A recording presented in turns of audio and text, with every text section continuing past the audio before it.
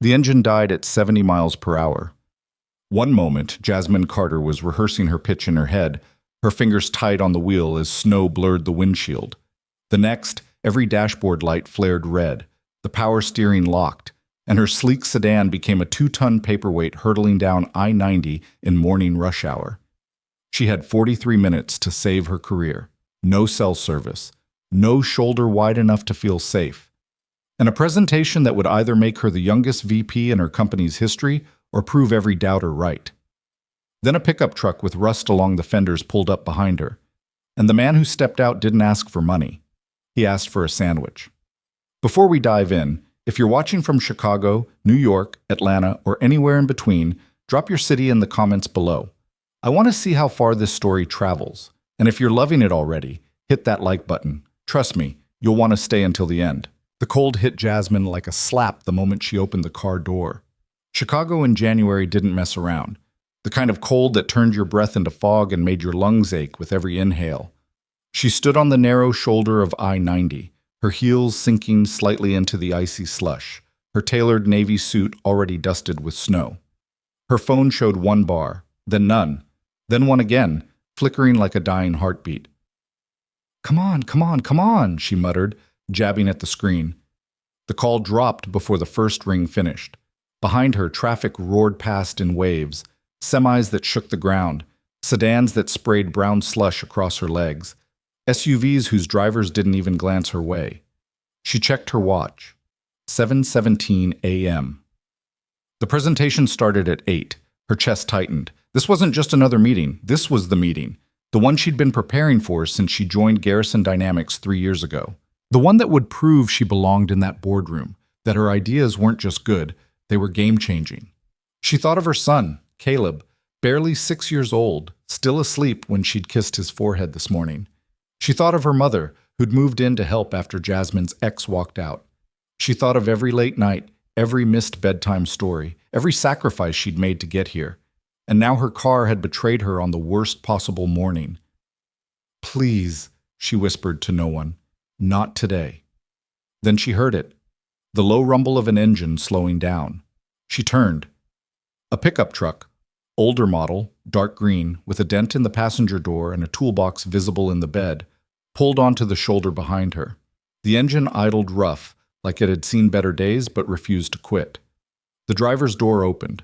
The man who stepped out was tall, broad-shouldered, wearing a canvas jacket over a faded hoodie. His hands were already stained with grease, and his boots crunched through the snow with the confidence of someone who'd done this before. He didn't smile, didn't wave. He just walked toward her, his dark eyes scanning her car, then her face. "Engine?" he asked. His voice was low, calm, not trying to impress her, not trying to sell her anything. Jasmine blinked. Yeah, everything just died. I don't know what happened." He nodded once, already moving toward the hood. "Pop it." She hesitated. Every instinct her mother had drilled into her screamed not to trust strangers on the side of the highway. But what choice did she have? She reached inside, pulled the lever. The hood lifted with a groan. The man, Marcus, though she didn't know his name yet, leaned in, his breath misting in the cold air. His hands moved with precision, checking hoses, testing connections, his movements deliberate and unhurried despite the chaos of traffic around them. Jasmine stood beside him, hugging herself against the wind. "Do you think you can fix it?" "Depends." He didn't look up. "Battery's not the problem. Alternator's shot, maybe. Or the serpentine belt snapped." He straightened, wiping his hands on his jeans. "Either way, you're not driving this to wherever you're trying to go." Her stomach dropped. "I have to be downtown in 40 minutes. "Then you need a tow and a rental." He pulled out his phone, glanced at the screen, then frowned. "Or an Uber, but good luck getting one out here." "I tried. No service." He held up his phone. "I've got a bar. I can call. I don't have time for a tow." Her voice cracked, and she hated herself for it. "I have a presentation. If I'm late, I lose everything." Marcus looked at her then. Really looked at her. Not at her clothes, not at her car, at her. And for the first time that morning, Jasmine felt seen. "Where downtown?" he asked. "Michigan Avenue, Garrison Dynamics Tower." He was quiet for a moment, thinking. Then he nodded toward his truck. I'll drive you. Jasmine stared at him. What? I'll drive you. Get you there on time. He said it like it was the simplest thing in the world, like offering a stranger a ride in rush hour traffic was something he did every day. She hesitated. I can't ask you to do that. You didn't ask. I'm offering. He glanced at his watch. But we need to leave now if you want to make it. Jasmine's mind raced. Every self-preservation instinct told her this was insane. She didn't know this man, didn't know his name, his story, whether he was safe, but she looked into his eyes and saw something she hadn't expected. Exhaustion. The kind that came from carrying weight no one else could see. She recognized it because she saw it in her own mirror every morning. Okay, she said. Okay. Thank you. He nodded once, already moving. Grab what you need. Lock the car. She reached into the back seat, pulled out her leather portfolio and laptop bag, locked the doors. By the time she turned around, Marcus was already back in his truck, engine running. She climbed into the passenger seat. The interior smelled like coffee and motor oil. A child's pink backpack sat in the back seat next to a neatly folded blanket. A photo hung from the rearview mirror, a little girl with braids and a gap-toothed smile. Marcus pulled into traffic without a word. For the first few minutes, neither of them spoke. Jasmine gripped her portfolio, her heart still racing. She snuck glances at him, at the way his jaw was set, the way his hands were steady on the wheel despite the ice patches and aggressive drivers. Thank you, she said finally. Really, I don't know what I would have done. You would have figured it out. He said it without looking at her. People like you always do. She frowned. People like me? The ones who don't stop. He gestured vaguely at her suit, her bag. You've got somewhere to be. Someone counting on you. You would have found a way. It wasn't a compliment exactly, just a statement of fact, but it landed softer than she expected. Still, she said, I appreciate it. Can I pay you? For gas or your time? Or no? The word was firm, final. Jasmine blinked. No. I don't need your money. Then what? You got a sandwich? She stared at him. A sandwich? Yeah, I skipped breakfast. He glanced at her, and for the first time she saw the ghost of a smile. If you've got one, I'll take it. If not, don't worry about it. Jasmine opened her mouth, closed it. Then, almost without thinking, she reached into her bag and pulled out the turkey sandwich her mother had packed for her that morning. She'd planned to eat it at her desk after the presentation. She handed it to him. Marcus took it, unwrapped the foil, and took a bite.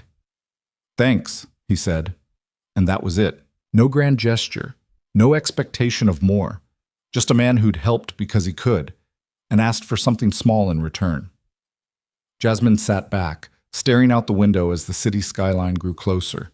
She didn't know his name yet, didn't know his story, but something told her this wasn't the last time she'd see him. They made it to Garrison Dynamics with 11 minutes to spare. Marcus pulled up to the curb outside the gleaming glass tower, the kind of building that screamed power and money and ambition. Jasmine unbuckled her seatbelt, her hand still trembling slightly. Thank you. Seriously, you saved my life today. You'll do fine, Marcus said. He nodded toward the building. Go prove them right. She paused, one hand on the door handle. I don't even know your name. Marcus. Jasmine. She smiled. If there's ever anything I can do, there's not. He said it gently, but there was a wall behind the words. Good luck. She hesitated, then nodded. And then she ran. The presentation was everything she'd hoped for. Jasmine stood at the head of the conference table, her voice steady, her slides sharp, her argument irrefutable. She pitched a partnership with Green Edge Motors, a deal that would position Garrison Dynamics as a leader in sustainable infrastructure while opening new revenue streams worth tens of millions. The executives asked questions. She answered them. They pushed back. She pushed harder. By the time she finished, the room was silent. Then Richard Voss, the CEO, leaned back in his chair and smiled. Jasmine, he said, this is exactly what we needed. Her knees almost buckled with relief. "We'll move forward," Voss continued. "I want contracts drafted by end of week, and I want you leading the implementation team." Jasmine nodded, her throat tight. "Thank you, sir." "Don't thank me. You earned it." He stood, extending his hand. "Welcome to the leadership table." She shook his hand, her heart pounding so hard she thought everyone could hear it. She'd done it, against every odd, every setback, every voice that said she wasn't ready. She'd done it. But as she walked back to her office, past the floor-to-ceiling windows overlooking the city, she couldn't stop thinking about Marcus, about the way he'd looked at her car without judgment, about the way he'd driven her without expecting anything, about the way he'd asked for a sandwich like it was worth more than cash. She sat down at her desk, opened her laptop, and stared at the screen. Then she picked up her phone. She didn't have his number, didn't know his last name, but she knew someone who could help. 2 days later, Jasmine stood outside Bennett's Auto Repair on the south side. The shop was small, tucked between a laundromat and a corner store. The sign was faded, the paint peeling, but the lot was full of cars in various states of repair. She pushed open the door. Inside, the air smelled like oil and metal. A radio played low in the background, old-school R&B, something her mother used to listen to. And there, bent over the engine of a sedan, was Marcus. He looked up when the bell chimed. His expression didn't change, but something flickered in his eyes. "Jasmine? Hi." She felt suddenly nervous, which was ridiculous. She'd just pitched to a room full of executives. Why did this feel harder? I wanted to thank you again, properly this time." He straightened, wiping his hands on a rag. "You didn't have to come all the way out here." "I wanted to." She held up a bag. "I brought sandwiches, plural. Figured I owed you." He stared at the bag, then at her, and for the first time she saw him smile, a real smile, not just the ghost of one. "You didn't have to do that." "I know." She set the bag on the counter. "But I did anyway." He crossed the shop, opened the bag, and pulled out one of the sandwiches. Turkey, just like before. "You remembered," he said. "I pay attention." They stood there for a moment, the hum of the shop filling the silence. "So," Jasmine said, "can I ask you something?" "Depends on the question." "Why'd you help me?" "Really?" Marcus took a bite of the sandwich, chewing slowly. When he finally answered, his voice was quiet. "Because I know what it's like to need help and not get it." The words hung in the air. Jasmine nodded slowly. "Yeah, me too." He looked at her then, and she saw it again. That exhaustion, that weight. And she realized they were more alike than she'd thought. "So," Marcus said, breaking the moment, "did you get your presentation done?" "I did, and I got the deal." "Good." He nodded, genuine. "Told you you'd be fine." "I wouldn't have been, without you." He shrugged, but he didn't argue. Jasmine glanced around the shop. "Is this your place?" "Yeah, my dad's originally. I took over a few years ago." "You run it yourself?" "Mostly. Got a part-timer who helps out when it's busy." "That's impressive." He didn't respond, just took another bite. Jasmine hesitated. Then she took a breath and went for it. "Can I buy you dinner? As a proper thank you?" Marcus stopped chewing. He looked at her, his expression unreadable. "You don't have to." "I want to," she said. "If you're free." He was quiet for a long moment. Then he nodded. "Okay." They met at a diner 2 blocks from the shop. Nothing fancy. Red vinyl booths, laminated menus, a jukebox in the corner that didn't work. But the food was good, and the coffee was strong, and for the first time in a long time, Jasmine felt like she could breathe. They talked. Not about the presentation, or the car, or the favor he'd done. They talked about everything else. Marcus told her about his daughter, Layla. 8 years old, smart as a whip, obsessed with dinosaurs and space. He told her how she'd asked him that morning if the moon was made of cheese, and how he'd spent 20 minutes explaining craters and gravity while she ate her cereal. Jasmine told him about Caleb. 6 years old, shy but curious, who loved building blocks and asked a million questions about how things worked. She told him how her mother had moved in after her ex left, how some nights she felt like she was drowning in responsibility, and how other nights she felt invincible. They talked about single parenthood, about the guilt of never feeling like you were enough, about the exhaustion of being everything to someone so small. And they laughed. Jasmine couldn't remember the last time she'd laughed like that. Not the polite chuckle she used in boardrooms, but real laughter, the kind that made her ribs ache. "So wait," she said, wiping her eyes. "You told her the moon was made of rock cheese?" It was the only way to explain basalt to an 8-year-old. Marcus grinned. "She bought it, for now. You're a terrible scientist. I'm an excellent dad." "Fair point." They fell into a comfortable silence. Jasmine stirred her coffee, watching him. "Can I ask you something else?" "You're full of questions tonight." "Comes with the job," she smiled. "Why a mechanic?" His expression shifted. Not closed exactly, just guarded. "What do you mean?" "I mean," she chose her words carefully, "the way you looked at my car. The way you diagnosed the problem in like 30 seconds. That's not just experience, that's training." Marcus looked down at his coffee. "I used to work in automotive design," he said finally. "Engineering, prototyping, the whole 9 yards." Jasmine's eyes widened. "Seriously?" "Yeah." "Where?" He named a company, one of the big ones, the kind that built cars for people who had more money than sense. Jasmine stared at him. "You worked for them?" "That's... Marcus, that's incredible. Why'd you leave?" He was quiet for a long time. When he finally spoke, his voice was low. "My wife died 4 years ago." The words landed like a stone. Jasmine's breath caught. "Marcus?" "Cancer, stage 4. By the time they found it, there was nothing they could do." He stared at his coffee cup. "I was on a project, high profile, tight deadlines. I kept telling myself I'd take time off when it was done, but it was never done. There was always one more meeting, one more prototype, one more test." Jasmine's chest ached. "She died while I was at a conference in Detroit." His voice cracked, just slightly. "I wasn't there. Layla was 3. She doesn't remember her mom, and I can't forgive myself for that. Marcus, I quit the next week, walked away from all of it. Came back here, took over my dad's shop, and promised myself I'd never miss another moment with Layla." Jasmine's eyes burned. She reached across the table, covered his hand with hers. "You're a good dad," she said quietly. "Layla's lucky to have you." He looked at her, his eyes red-rimmed but dry. "I don't always feel like I am.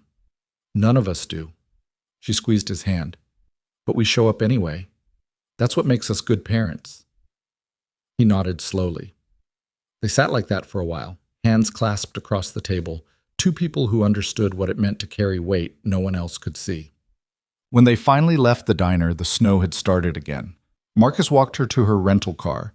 She'd gotten it towed and fixed, but she'd kept the rental just in case. "Thank you," she said. "For tonight, for everything. You keep thanking me. Because I mean it." He smiled. "Same time next week?" Jasmine blinked. "What?" "Dinner, if you're free." Her heart skipped. "I'm free," she said. "Good." He stepped back, hands in his pockets. "Drive safe, Jasmine." "You too, Marcus." She got in the car, started the engine, and pulled away. In the rearview mirror, she saw him standing there, watching her go, and she realized something that made her chest feel too full and too empty all at once. She didn't just want to see him again. She needed to, said. Over the next few weeks, dinner became a routine. Every Thursday night, same diner, same booth. They talked about work. Jasmine's deal was moving forward, and she was neck-deep in negotiations. Marcus's shop was busy, but he'd hired another mechanic to help with the load. They talked about their kids. Layla had decided she wanted to be an astronaut paleontologist. Caleb had built a tower so tall it fell over and cried for 20 minutes. They talked about everything and nothing. And somewhere along the way, Jasmine realized she'd stopped thinking of Marcus as the man who'd helped her on the highway. She thought of him as her friend, maybe more, but neither of them said it out loud. Not yet. Quote, then one night, Jasmine took a risk. They were finishing dessert, pie for him, coffee for her, when she set down her cup and looked at him. Can I run something by you? Sure. It's work-related, but I think you might be able to help. Marcus raised an eyebrow.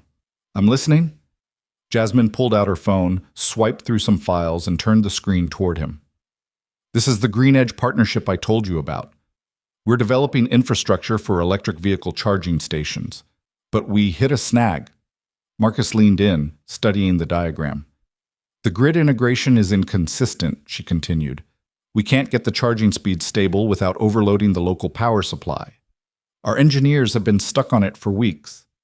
Marcus's eyes moved across the screen, his expression shifting. Jasmine saw it, the spark, the same look he'd had when he diagnosed her car in 30 seconds. This is a voltage regulation problem, he said.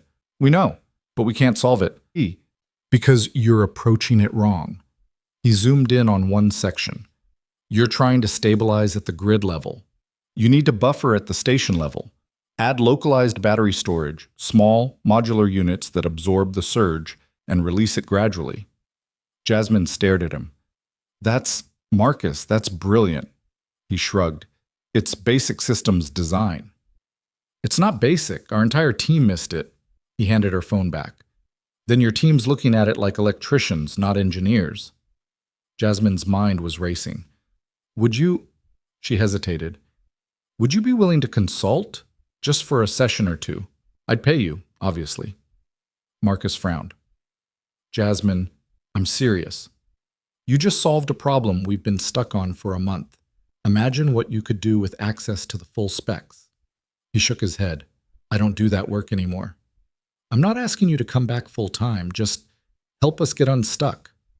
Jasmine, one meeting, that's all I'm asking. He looked at her, his jaw tight. She could see the war happening behind his eyes. Please, she said quietly. You're brilliant, Marcus, and I think you miss it, even if you won't admit it. He was silent for a long time. Then he sighed. One meeting. Jasmine's face lit up. Really? One. That's it. Thank you. Thank you, Marcus. He shook his head, but he was smiling, and Jasmine realized she'd just opened a door.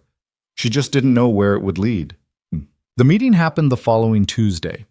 Marcus showed up at Garrison Dynamics in jeans and a flannel shirt, looking wildly out of place among the suits and glass walls.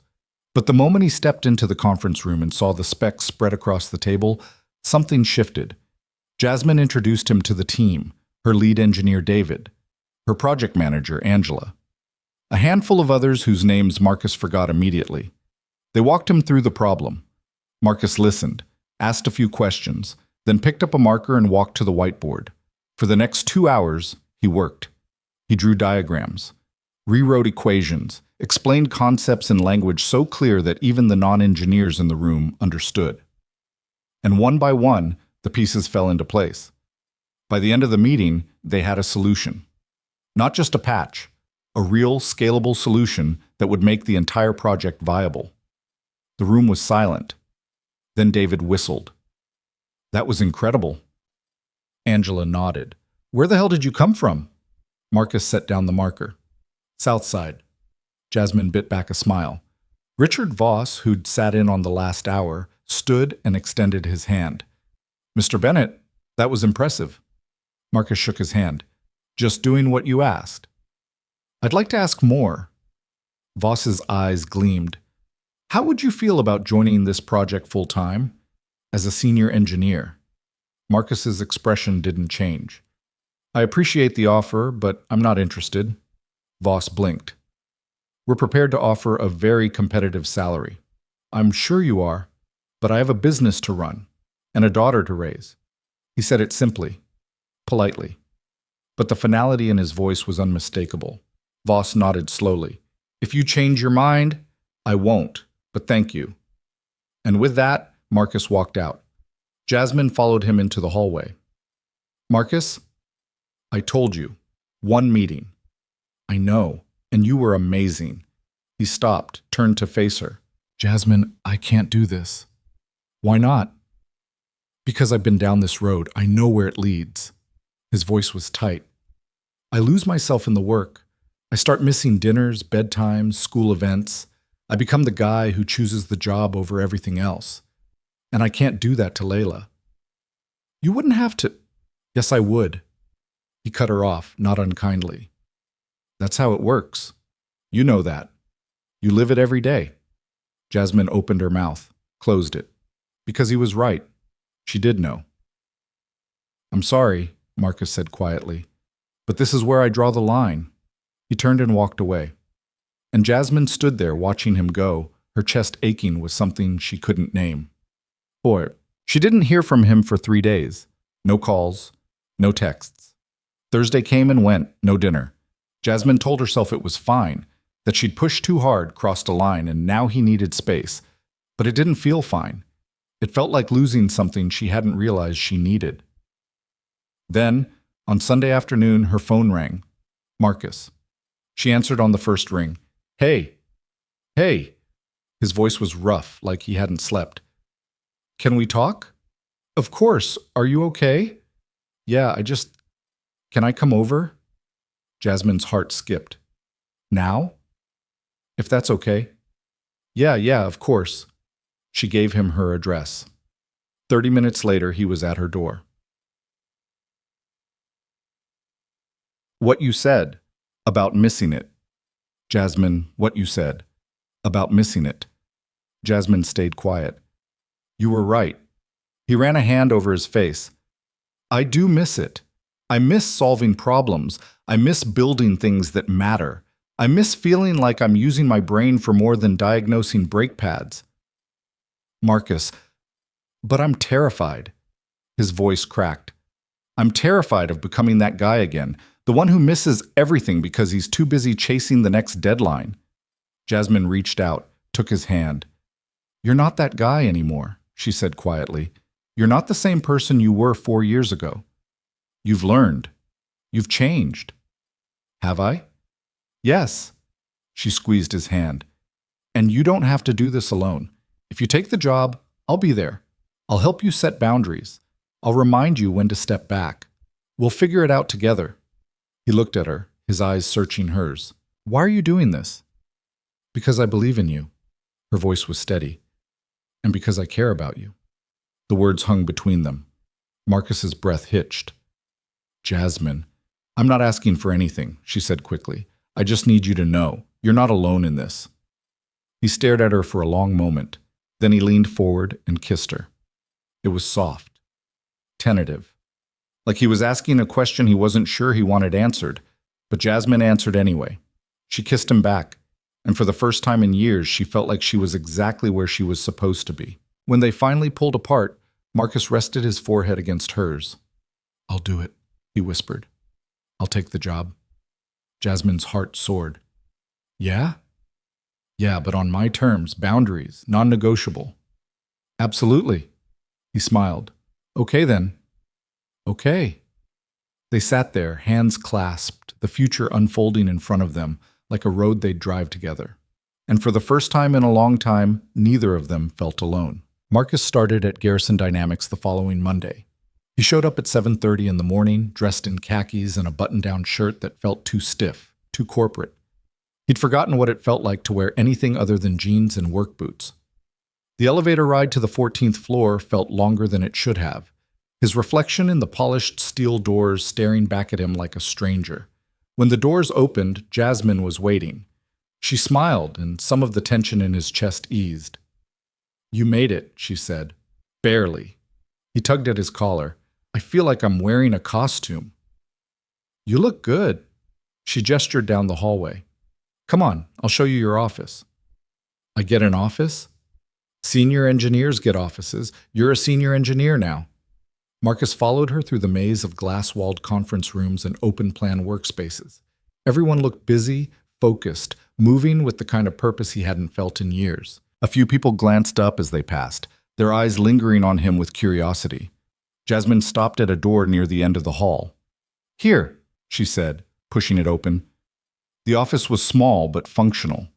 A desk, a chair, a window overlooking the city. A computer already set up, a stack of project files waiting for him. Marcus stepped inside, his hands in his pockets. What do you think? Jasmine asked. He turned to look at her. I think I have no idea what I'm doing. You'll figure it out. You always do. He wanted to believe her, but standing here in this unfamiliar space, wearing unfamiliar clothes, he felt like he'd stepped into someone else's life. Marcus? Jasmine's voice was softer now. She stepped closer, her hand brushing his arm. You've got this. And I'm right down the hall if you need anything. He nodded. Okay. Okay. She squeezed his arm once, then stepped back. Team meeting at 9. I'll come get you. And then she was gone, leaving him alone in his new office. Marcus sat down at the desk, stared at the computer screen, and took a breath. One day at a time. That's how he'd survived the last 4 years. That's how he'd survived this. He pulled out his phone, opened his photos, and looked at the picture of Layla from that morning. She'd been eating cereal, her hair still messy from sleep, and she'd looked up at him with those big, curious eyes. You gonna be gone a lot now, Daddy? He'd knelt down beside her, brushed a braid out of her face. Some days, yeah, but I'll always be home for dinner, and I'll always tuck you in. That's a promise. Okay. She'd gone back to her cereal, satisfied. Marcus had kissed the top of her head and hoped he could keep that promise. Now, sitting in this office, he whispered it again. I won't let you down. He put the phone away, opened the project files, and got to work. The team meeting started at 9 sharp. Marcus walked into the conference room to find a dozen people already seated around the table. Jasmine was at the head, her laptop open, her posture confident. She looked completely at ease, like she'd been born to lead rooms like this. Everyone, this is Marcus Bennett, she said. He's joining us as senior engineer on the Green Edge project. Some of you met him last week. For those who didn't, he's the reason we're not still banging our heads against that voltage regulation problem. A few people chuckled. Marcus nodded, awkward. Marcus, you've met David and Angela. This is Priya, our lead software engineer. Kevin, mechanical design. Rachel, operations, and the rest of the team. Marcus raised a hand. Hey. They went around the table, introducing themselves, their roles. He tried to remember names, faces, who did what. It was a lot. Then the meeting started in earnest. Jasmine pulled up a presentation, walking the team through the latest updates. The Green Edge partnership was progressing faster than expected. They had preliminary contracts signed, site surveys underway, and a prototype charging station scheduled for installation in 6 weeks. But there were still problems, supply chain delays, permitting issues, a software bug in the billing system that no one could seem to crack. Marcus listened, absorbing it all. When Jasmine opened the floor for questions, David leaned forward. Marcus, you saw the voltage solution. What about scalability? Can we replicate that across all stations without blowing the budget? Marcus hesitated. All eyes were on him. Then he cleared his throat. Yeah. The battery modules I suggested are modular by design. You can scale them up or down depending on the site's power load. Cost per unit drops with volume orders, so if we're building 50 stations, the per unit cost should be manageable. What about maintenance? Priya asked. Batteries degrade over time, but we're talking a 10-year lifespan minimum if we use lithium iron phosphate. After that, they're recyclable. Maintenance costs are lower than you'd expect. Kevin frowned. What about extreme temperatures? Chicago winters aren't kind to batteries. That's a valid concern. We'd need thermal management systems, heating elements to keep them operational below freezing. Adds cost, but it's non-negotiable for this climate. The questions kept coming. Marcus answered them, one by one, his confidence growing with each response. By the end of the meeting, the team was nodding, taking notes, looking at him not like an outsider, but like someone who belonged. When everyone filed out, Jasmine hung back. You did great, she said. Marcus exhaled. I forgot how exhausting this is. You'll get used to it. Will I? She smiled. Yeah, you will. The first week was a blur. Marcus threw himself into the work, reviewing specs, running simulations, sitting in on design reviews. It felt good to use his brain like this again to solve problems that mattered, to see his ideas take shape. But it was also hard, harder than he'd expected. There were late meetings that ran past 6, emails that came in at 10 at night, a design flaw that required him to stay until 8 one evening, working through solutions with Kevin while everyone else went home. He texted his neighbor, Mrs. Gardner, asking if she could pick Layla up from school and keep her until he got back. She said yes, bless her, but Marcus hated asking. When he finally got home that night, Layla was asleep on Mrs. Gardner's couch.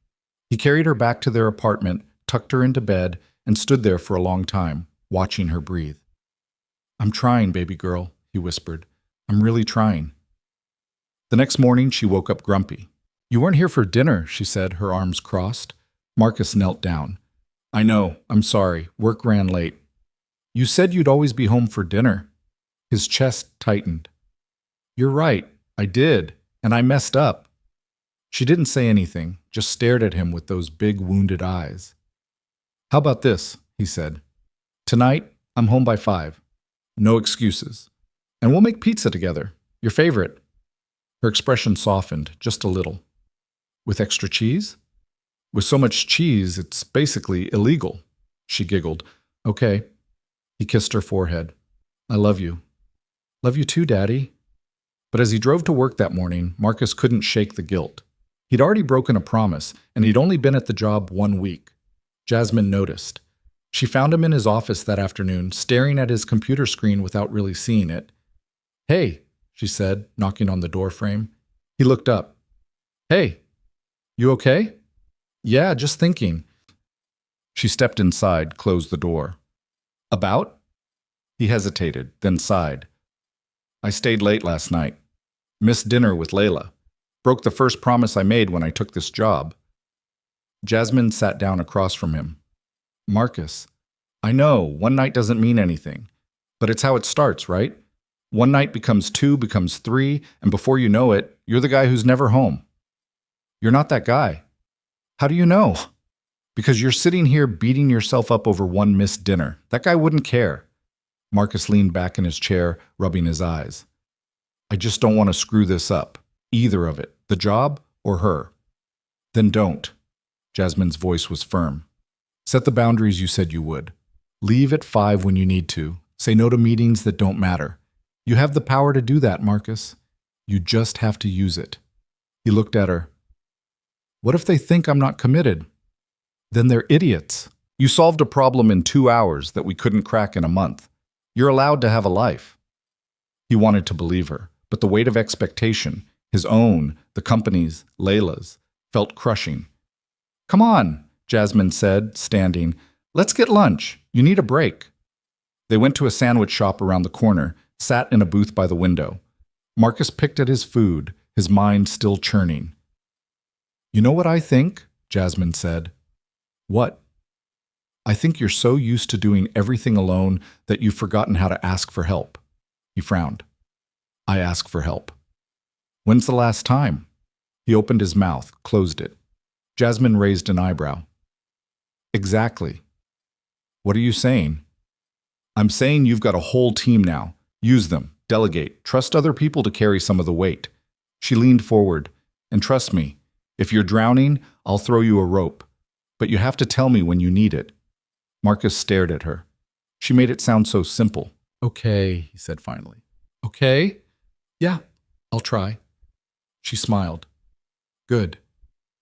They finished lunch, walked back to the office.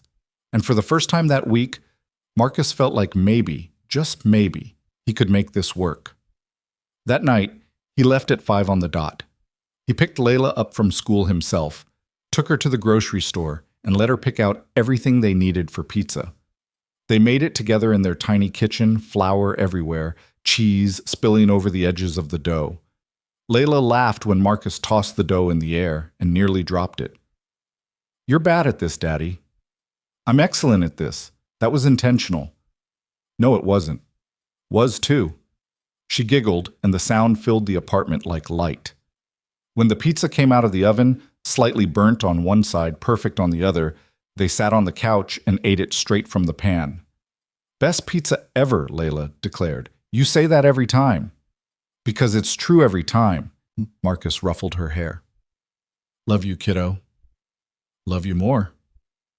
Later, after she was asleep, Marcus sat on the couch with a beer and his laptop. He still had work to do, emails to answer, designs to review, but he didn't open the laptop. Instead, he just sat there, letting the quiet settle around him. He'd kept his promise, and tomorrow he'd do it again. Over the next few weeks, Marcus found his rhythm. He learned to delegate, to trust his team, to say no when something wasn't urgent. He learned to leave work at work, to close his laptop at night, to be present when Layla needed him. And slowly, the guilt started to ease. The project moved forward. They finalized the design for the charging stations, locked in suppliers, began coordinating with city officials for installation permits. It was complex, messy, and exhausting. But it was also exhilarating. Marcus hadn't felt this alive in years, and Jasmine was there every step of the way. She wasn't just his colleague. She was his partner in this, his anchor when the pressure got too heavy. They fell into a rhythm too. Coffee in the mornings before the team arrived. Lunch a few times a week. Late night calls when one of them was stuck on a problem and needed to talk it through. And somewhere in the middle of all that, something shifted. It started small. A lingering glance across the conference table. A hand on his shoulder that stayed a moment too long. The way she laughed at his jokes, even the bad ones. Marcus tried to ignore it. She was his boss, technically. They were colleagues. Getting involved would complicate everything, but he couldn't stop thinking about her. The way she commanded a room. The way she looked at him like she saw more than just the mechanic from the south side. The way she made him feel like he could be both the father Layla needed and the engineer he used to be. He didn't know what to do with that, so he did nothing. Until one night, everything changed. It was late, almost 9, and Marcus was still in his office, finishing up a simulation that had been giving him trouble all day. Everyone else had gone home hours ago. Or so he thought. There was a knock on his door. He looked up.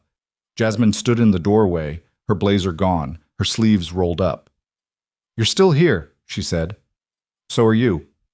"I had a board report to finish." She stepped inside. "What's your excuse?" He gestured at his screen. "Battery thermal modeling. I'm trying to optimize the heating elements without draining too much power." She walked over, leaned against his desk. "Any luck?" "Some. Not enough." "Want another set of eyes?" Marcus hesitated.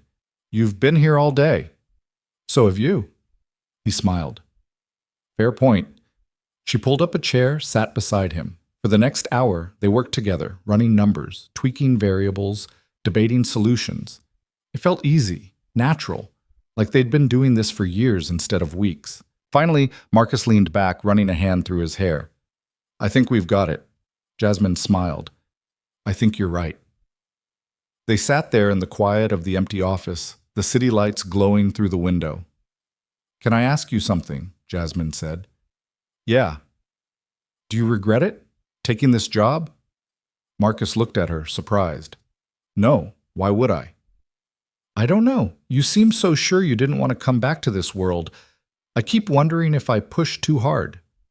"You didn't." His voice was firm. "Yeah, it's been an adjustment. And yeah, I've had to figure out how to balance everything. But I don't regret it." "Good." She looked down at her hands. "Because I don't know what I'd do without you here." Something in her voice made his chest tighten.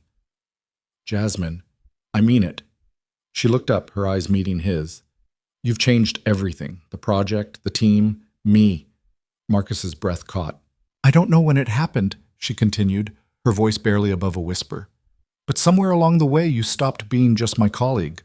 Or my friend. You became—" She didn't finish. She didn't have to. Marcus reached out, cupped her face in his hand. "Jasmine." "Yeah?" "I feel it too." Her eyes searched his. Then she leaned in and kissed him. It wasn't tentative this time. It was certain, sure, full of everything they'd been holding back. Marcus kissed her back, his hands tangling in her hair, his heart pounding so hard he thought it might break through his ribs. When they finally pulled apart, they were both breathless. "This complicates things," Jasmine whispered. "Yeah. We should probably talk about it." "Probably." But neither of them moved. They just sat there, foreheads touching, hands clasped, the future unfolding in ways neither of them had planned. "What do we do?" Jasmine asked. Marcus smiled. "We figure it out. Together." "Together," she repeated. And in that moment, it felt like enough. The next few weeks were a careful dance. They kept things professional at work. No lingering touches in the hallway, no private glances during meetings. But after hours, when the office emptied and the city quieted, they let their guard down. They had dinner together. They talked for hours about everything and nothing, and slowly, carefully, they let themselves fall. Marcus introduced Jasmine to Layla. It was a Saturday afternoon, and he'd invited her over for lunch. Layla was shy at first, hiding behind Marcus's leg when Jasmine arrived. But Jasmine didn't push. She knelt down, smiled, and said, "Hi, Layla. Your dad told me you're really into dinosaurs." Layla peeked out. "Yeah. That's so cool. What's your favorite?" "Triceratops." "Great choice. I always liked the Brachiosaurus." Layla's eyes widened. "You know about dinosaurs?" "A little. Maybe you could teach me more?" Layla looked at Marcus. He nodded, and just like that, the ice broke.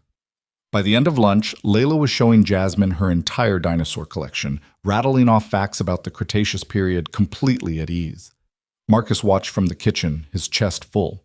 Later, after Layla went to play in her room, Jasmine found him. "She's amazing," she said. "She liked you." "You think?" "I know." He smiled. "She doesn't open up to people like that." Jasmine leaned against the counter. "I was terrified she'd hate me." "Why would she hate you?" "Because I'm—" She gestured vaguely.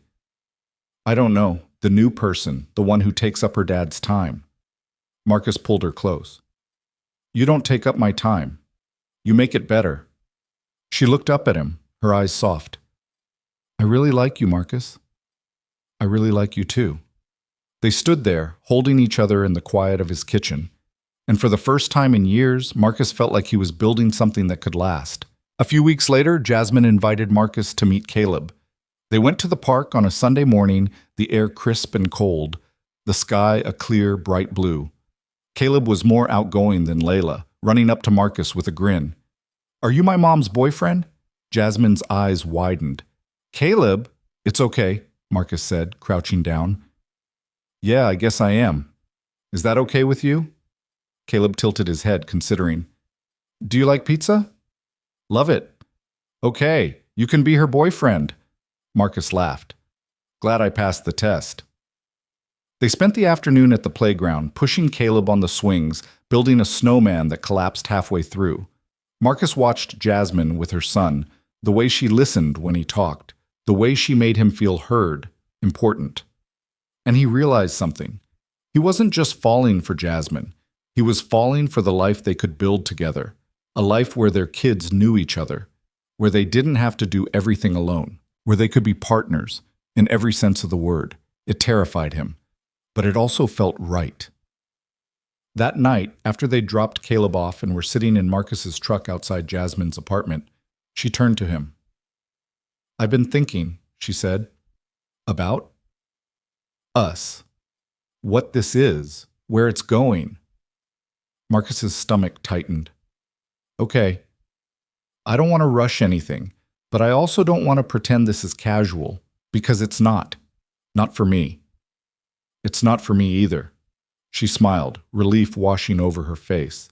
"Good. So what do we do?" "We keep doing what we're doing. We take it slow. We make sure the kids are okay. We don't let work get complicated." She reached for his hand. "And we trust each other." Marcus squeezed her hand. "I can do that." "Me too." They sat there for a while, hands clasped, the future stretching out ahead of them like an open road. And for the first time in a long time, Marcus wasn't afraid of where it might lead. Back at Garrison Dynamics, the project hit a new milestone. The first prototype charging station was installed in a parking lot downtown, ready for testing. The team gathered for the launch event, a small ceremony with city officials, a few journalists, and a ribbon cutting that felt more symbolic than necessary. Marcus stood beside Jasmine as Richard Voss gave a speech about innovation and sustainability and the future of urban infrastructure. When it was over, Voss turned to Marcus. "None of this happens without you," he said. "You know that, right?" Marcus shrugged. "I just helped solve a problem." "You did more than that." Voss clapped him on the shoulder. "I'm glad you're here." Marcus nodded, unsure what to say. Later, as the crowd dispersed, Jasmine found him standing by the charging station, staring at it like he couldn't quite believe it was real. "What are you thinking?" she asked. "I'm thinking—" He paused. I'm thinking I forgot what this felt like. What? Building something that matters. Jasmine smiled. Get used to it. We're just getting started. He looked at her, and something in his chest loosened. She was right. This wasn't the end. It was the beginning. And whatever came next, they'd face it together. The prototype was a success, but success brought new pressure. Within 2 weeks of the downtown installation, Green Edge Motors wanted to accelerate the timeline. They didn't want 50 charging stations over the next year. They wanted 200 across 5 major cities by the end of the quarter. The announcement came during a Monday morning executive meeting that Marcus hadn't been prepared for. He'd walked into the conference room expecting a routine project update, and instead found himself sitting across from Green Edge's CEO, a sharp-eyed woman named Catherine Walsh, who spoke in percentages and profit margins. Your team has proven the concept works, Walsh said, her hands folded on the table. Now we need to prove it scales, fast. Richard Voss nodded enthusiastically. We're ready to move forward. Marcus, what do you need to make this happen? Marcus felt every eye in the room turn to him. His mind raced. 200 stations, 5 cities, 3 months. It was possible, barely. But it would require everything he'd promised himself he wouldn't give. I need to see the revised timeline, he said carefully, and I need to talk to my team. Walsh smiled, but it didn't reach her eyes. Of course, we'll send over the details this afternoon. I look forward to seeing what Garrison Dynamics can do. The meeting ended, and Marcus walked back to his office in a daze. Jasmine caught up with him in the hallway. That was intense, she said. That was insane. Marcus ran a hand over his face. 200 stations in 3 months? They know that's borderline impossible, right? They know it's ambitious. That's why they're paying us. She glanced around, then lowered her voice. Can we do it? Marcus stopped walking, looked at her. Honestly, I don't know. We'd need to triple our production capacity, coordinate with 5 different municipal governments, and somehow not screw up the quality control. He paused. And I'd need to be here every day. Late nights, weekends, all of it. Jasmine's expression shifted. She understood what he wasn't saying. We'll figure it out, she said quietly. We always do. But Marcus wasn't sure she believed it any more than he did. That night he sat Layla down after dinner. She was working on a drawing at the kitchen table, her tongue sticking out slightly in concentration. Hey, kiddo, Marcus said, pulling up a chair beside her. Can we talk for a minute? She looked up. About what? About work. Things are about to get really busy for Daddy, like busier than they've been. Her face fell. How busy? I might have to work some late nights, maybe a few Saturdays. But you promised. The words hit him like a punch to the gut. I know I did, and I'm going to try my hardest to keep that promise, but sometimes you said you'd always be home for dinner. Her voice was small, hurt. You said you wouldn't be like before. Marcus's throat tightened. Layla, I don't want you to go back to how you were. Her eyes filled with tears. I want you to stay here. With me. He pulled her into his lap, held her tight. I'm not going anywhere, baby girl, I promise. Even if I have to work late sometimes, I'll always come home. And I'll always make time for you. You promise? I promise. She buried her face in his chest, and Marcus closed his eyes, hating himself for even having this conversation. He'd taken this job to build a better life for her. But what good was a better life if he wasn't there to live it with her? The next morning, Marcus called a team meeting. He laid out the challenge, 200 stations, 5 cities, 3 months. The room was silent when he finished. Then David whistled. That's ambitious. That's suicide, Kevin muttered. Priya frowned. We'd need to automate half the assembly process just to meet production deadlines. Can we even do that? We can if we get creative. Marcus pulled up a schematic on the screen. I've been working on a modular design.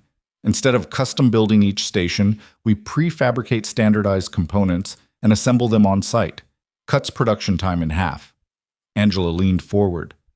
What about permitting? 5 cities means 5 different regulatory frameworks. We run them in parallel. Hire local consultants in each city to handle the paperwork while we focus on engineering. And quality control? David asked. We build in redundancies, triple check every component before it ships. It'll add time on the front end, but it'll save us from failures in the field. The team started nodding, their skepticism shifting to cautious optimism. It's a lot, Marcus said. I'm not going to lie to you. The next 3 months are going to be brutal. Long hours, high stakes, zero margin for error. If anyone wants to step back, now's the time. No one moved. All right then. Marcus allowed himself a small smile. Let's build something impossible. The work consumed everything. Marcus was at the office by 6 every morning and rarely left before 8 at night. He delegated everything he could, but there were some problems only he could solve. A design flaw in the thermal management system. A supplier who couldn't meet the volume requirements. A miscommunication with the Chicago permitting office that nearly derailed the entire timeline. He kept his promise to Layla as best he could. He made it home for dinner most nights, even if it meant eating quickly and going back to work afterward. He tucked her in every night, read her stories, answered her endless questions about stars and dinosaurs and why the sky was blue. But he could feel himself slipping. The exhaustion that settled into his bones, the way his mind wandered during conversations, already thinking about the next problem to solve. The guilt that gnawed at him every time he saw Layla's face fall when he told her he had to work on Saturday. Jasmine saw it too. She found him in his office one night at 10, staring at a spreadsheet that had stopped making sense an hour ago. You should go home, she said. I need to finish this. Marcus, you're running on fumes. Go home. Get some sleep. I can't. His voice was sharper than he intended. If I don't finish this tonight, we fall behind tomorrow. And if we fall behind tomorrow, we miss the deadline. And if we miss the deadline, we'll figure it out. She crossed the room, gently closed his laptop. But you're no good to anyone if you burn out. He looked up at her, and she saw the cracks forming. I can't fail, he said quietly. Not again. You're not failing, you're leading. There's a difference. Is there? He laughed, bitter. Because it feels like I'm drowning, Jasmine. Every day I wake up, and there's more to do, more problems to solve, more people counting on me. And I keep thinking, what if I can't do it? What if I let everyone down? Jasmine knelt beside his chair, took his hands in hers. You're not alone in this, she said firmly. You have a team. You have me. Let us carry some of the weight. I don't know how. Then learn. Because this... She gestured at the dark office, the empty coffee cups, the exhaustion in his eyes. This isn't sustainable, and you know it. He stared at her, his defenses crumbling. I'm scared, he whispered. I know. I don't want to lose myself again. You won't. Not if you let me help you. Marcus closed his eyes, leaning into her touch. Okay, he said finally. Okay. She kissed his forehead. Go home. I'll finish this. Jasmine, go. Layla needs you more than this spreadsheet does. He wanted to argue, but he was too tired. So he went home. When he walked into the apartment, it was past 11. He expected Layla to be asleep, but he found her curled up on the couch with Mrs. Gardner, fighting to keep her eyes open. Layla? Marcus said, surprised. What are you still doing up? She looked at him, and his heart broke at the sight of her tear-streaked face. I wanted to wait for you, she said, her voice small. Mrs. Gardner stood, gathering her things. She wouldn't go to bed, said she needed to see you first. Thank you, Marcus said quietly. I'm sorry it's so late. Don't apologize to me. Apologize to her. Mrs. Gardner's voice was gentle but firm. That little girl loves you more than anything. Don't make her wonder if you love her back. She left, and Marcus stood there, gutted. He crossed to the couch, sat down beside Layla, and pulled her into his arms. I'm sorry, baby girl, he whispered. I'm so sorry. She clung to him, her small body shaking with sobs. I thought you weren't coming home, she cried. I thought you forgot about me. Never. His voice cracked. I could never forget about you. You're the most important thing in my whole world. Then why are you always gone? Marcus held her tighter, his own tears falling now. Because I'm trying to build a better life for us.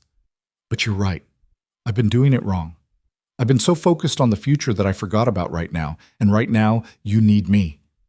She pulled back, looked at him with those big wounded eyes. I just want you, Daddy. I don't care about anything else. The simplicity of it shattered him. I know, he said, and from now on things are going to be different, I promise. You said that before. And this time I mean it. No more late nights unless it's an emergency. No more missing dinners. No more making you wait up for me. He cupped her face in his hands. You come first. Always. Really? Really? She studied him for a long moment, searching his face for the truth. Then she nodded and buried herself back in his arms. Marcus held her until she fell asleep, her breathing evening out, her grip on his shirt finally loosening. And he made a decision. He couldn't keep doing this. Something had to change. The next morning, Marcus walked into Richard Voss's office. Voss looked up from his computer, surprised. Marcus, what can I do for you? I need to talk to you about the timeline. Voss leaned back. Okay, what's on your mind? Marcus took a breath. I can't do 200 stations in 3 months. Not the way things are going. Voss frowned. You said it was possible. It is, but not without sacrificing everything else. My team is exhausted. I'm exhausted, and my daughter is paying the price. Marcus, I'm not saying we can't do it. I'm saying we need to do it differently. Marcus pulled out a folder, laid it on the desk. I've restructured the timeline. We hit 150 stations in 3 months, with the remaining 50 in month 4. It's still aggressive, but it's sustainable. Voss studied the papers.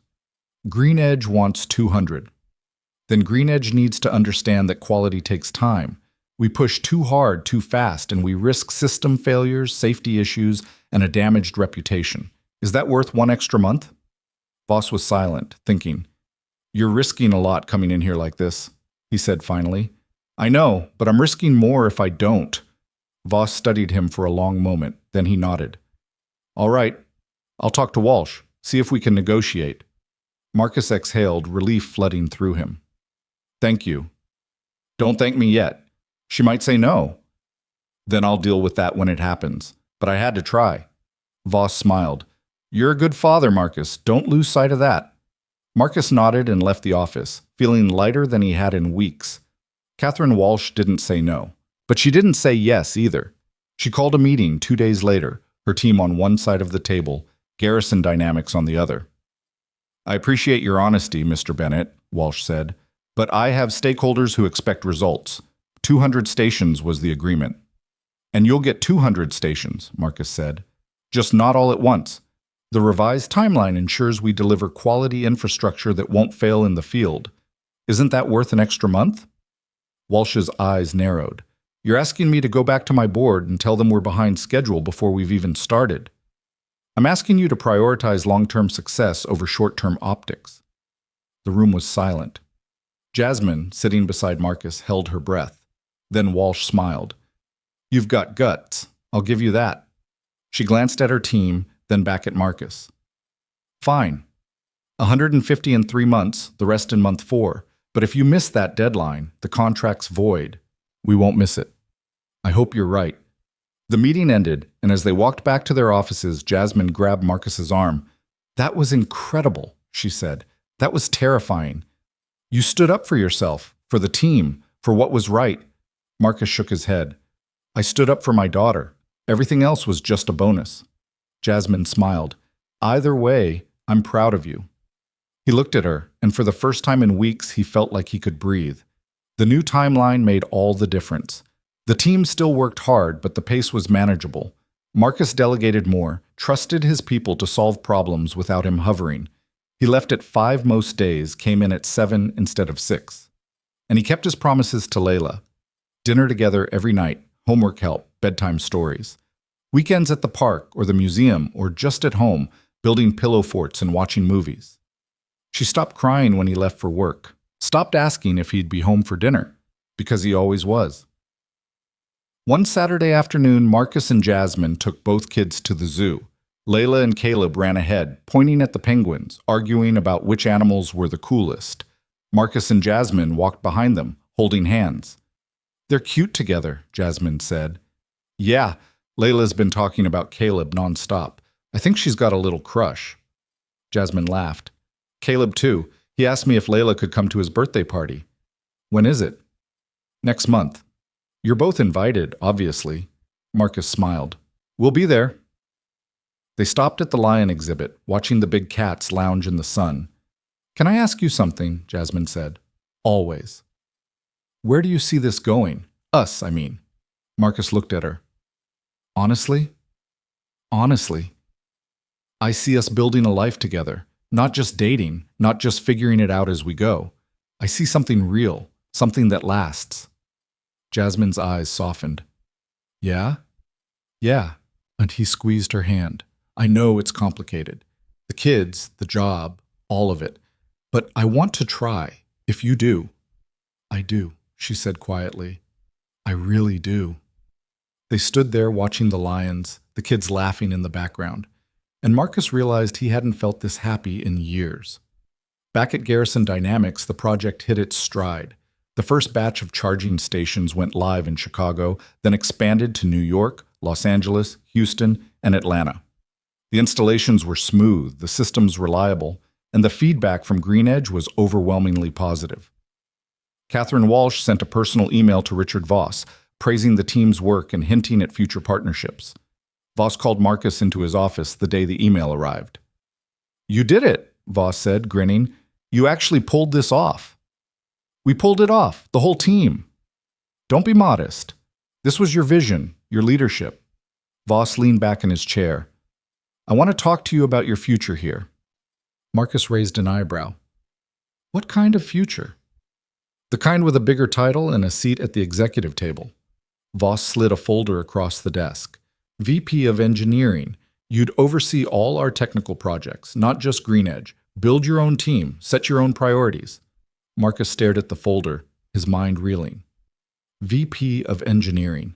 It was everything he'd walked away from 4 years ago, everything he'd told himself he didn't want. But now, sitting here, he realized something.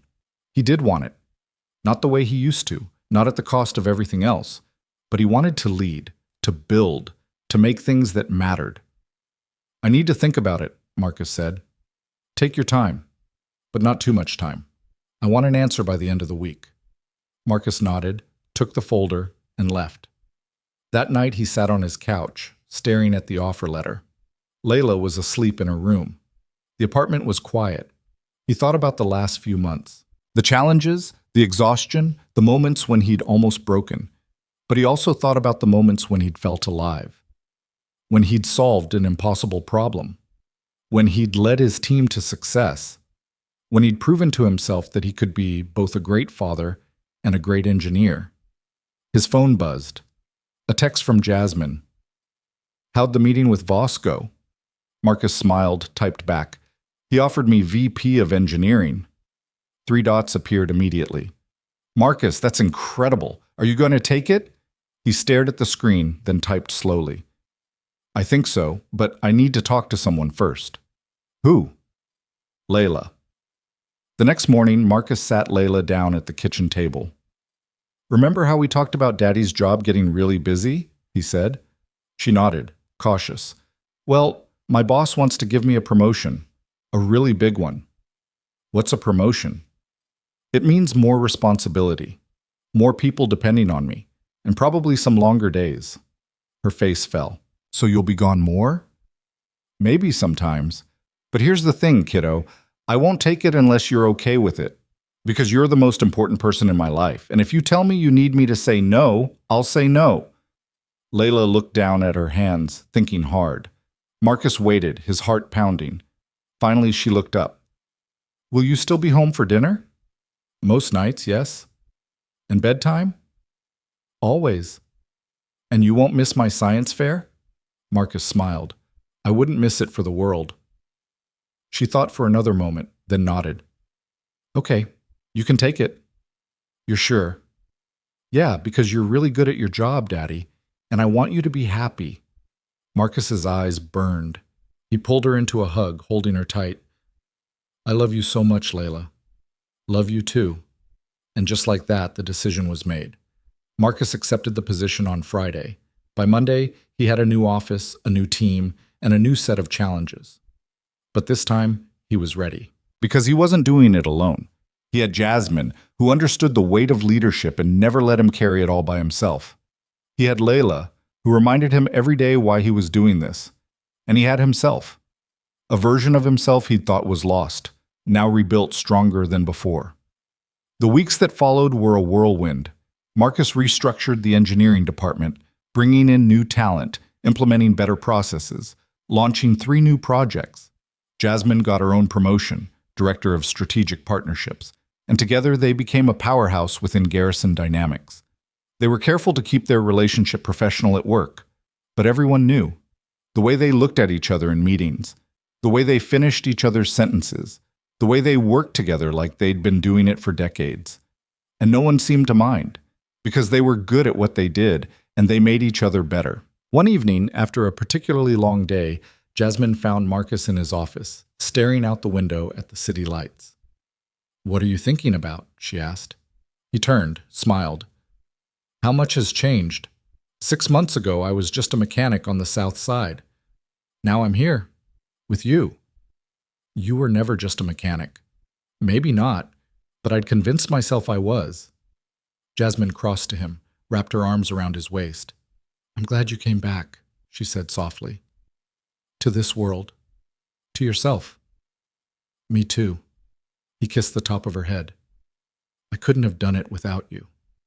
"Yes, you could have, but I'm glad you didn't have to." They stood there, holding each other, the city sprawling out below them. And Marcus realized something.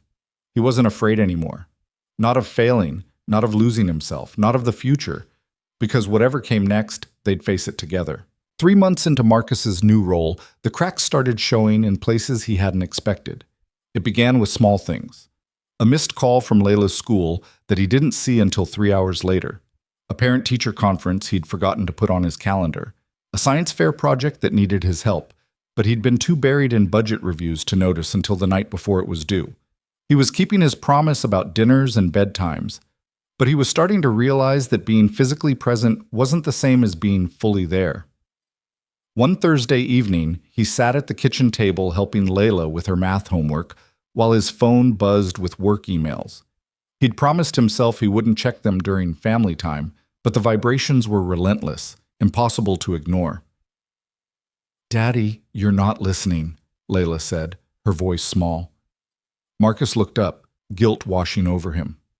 "I am, sweetheart. You were talking about fractions." "No, I finished fractions 10 minutes ago.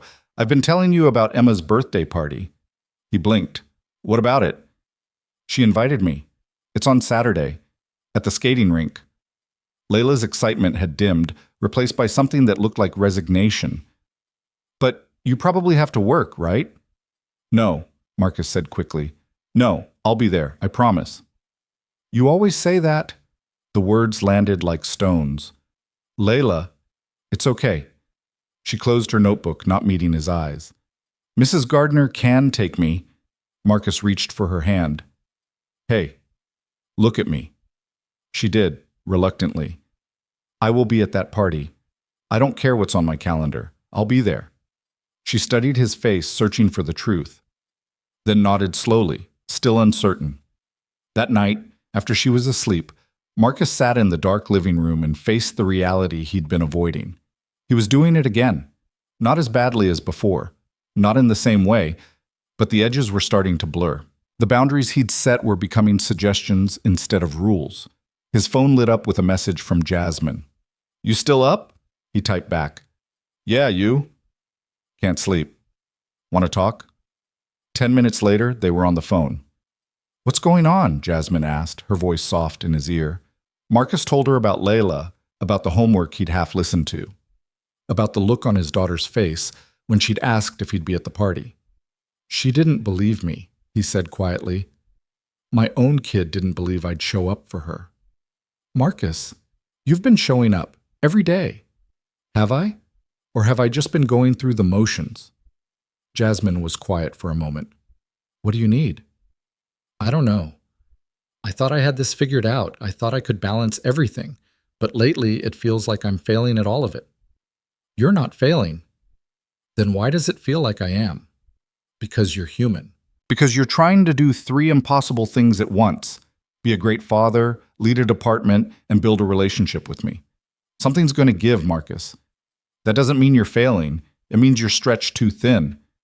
He leaned back against the couch. So what do I do? You figure out what matters most, and you protect that. Everything else has to come second.